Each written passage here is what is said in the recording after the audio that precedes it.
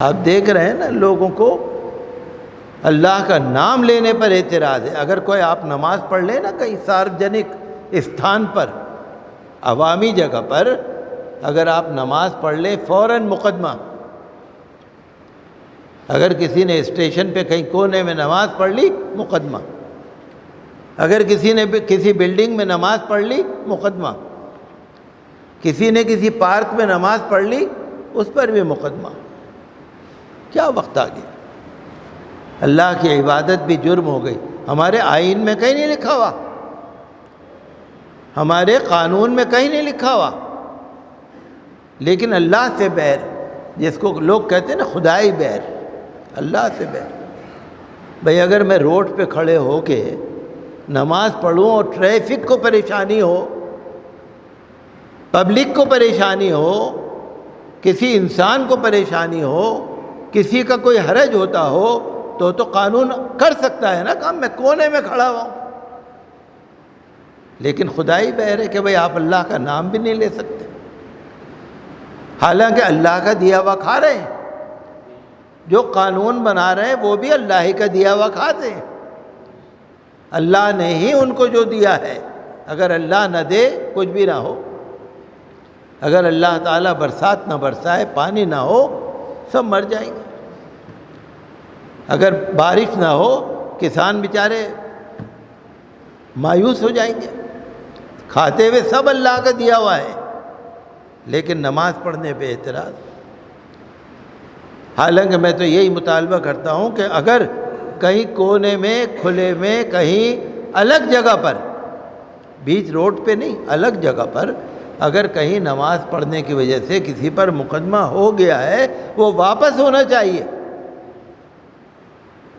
ہم کسی کو تکلیف تھوڑی دے رہے ہیں، ہم کسی کو کوئی پریشان تھوڑی کر رہے ہیں، ہم کوئی قانون کو خلاف ورزی تھوڑی کر رہے ہیں۔ ہم تو نماز پڑھ رہے ہیں، اللہ کا نام لے رہے ہیں۔ 5 منٹ کے لیے اگر نماز پڑھ لی کسی نے، all India Muslim personal law board کو بھی اس سلسلے میں برابر گفت و شنید کرنی چاہیے، بات کرنی چاہیے کہ آخر یہ وقت کیا ہے۔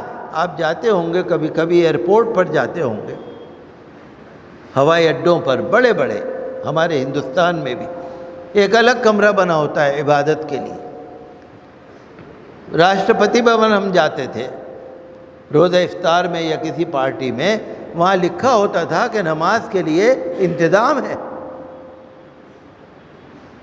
آخر یہ ہندوستان بہت سارے مذہبوں کا ہے نا، ایک مذہب کا نہیں، بہت سارے مذہبوں کا ہے، اور ہمیں کسی مذہب سے مخالفت بھی نہیں،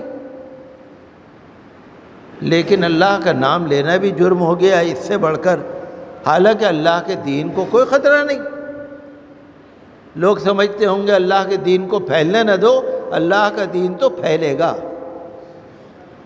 اس کو کوئی دبا نہیں سکتا۔ جو میں نے آیت پڑھی نا، کتب اللہ لأغلبن انا ورسلی، اللہ نے لکھ دیا ہے کہ میں اور میرے رسول غالب ہوں گے۔ ہمارے دین کو خطرہ نہیں ہے، ہمارے اسلام کو خطرہ نہیں ہے۔ ہمارے نماز پڑھنے سے کوئی ایسا نہیں ہے کہ دین پھیلتا ہو، ہم تو عبادت کر رہے ہیں، سب کو کرنی چاہیے۔ بھئی اللہ کا دیا ہوا کھا رہے ہیں تو اللہ کی عبادت کرنی چاہیے۔ تو ہم تو یہی مطالبہ کرتے ہیں کہ جن پر کونے میں، الگ جگہ میں اگر نماز پڑھنے کی وجہ سے مقدمے ہوئے ہیں تو وہ واپس ہونے چاہیے۔ مسلم پرسنل لاء بورڈ کو اس سلسلے میں بات چیت کرنی چاہیے، اور میں یہ بھی کہوں گا، مسلمانوں سے بھی اپیل کروں گا کہ اگر کہیں پر واقعی کوئی سرپھرے لوگ ہیں جن کے پاس عقل ہی نہیں ہے، دشمنی نے جن کو اندھا کر دیا ہے، جو متعصب ہیں، فرقہ پرست ہیں، تو اللہ نے ہمارے دین میں سب طرح کی رعایت رکھی۔ اگر آپ کو نماز پڑھنے کی جگہ نہیں مل رہی، نماز قضا کر دو۔